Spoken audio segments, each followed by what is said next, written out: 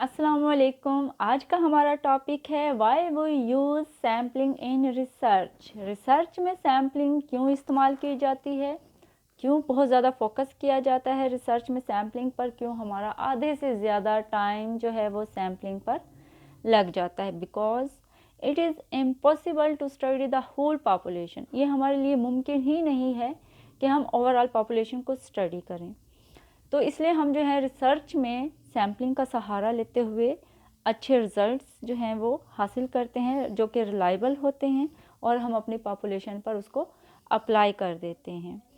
दूसरा ये है कि हमारी कॉस्ट कम लगती है सैम्पलिंग को अगर हम इस्तेमाल करें, हमारा टाइम भी कम लगता है और हमारी एनर्जी भी कम लगती है।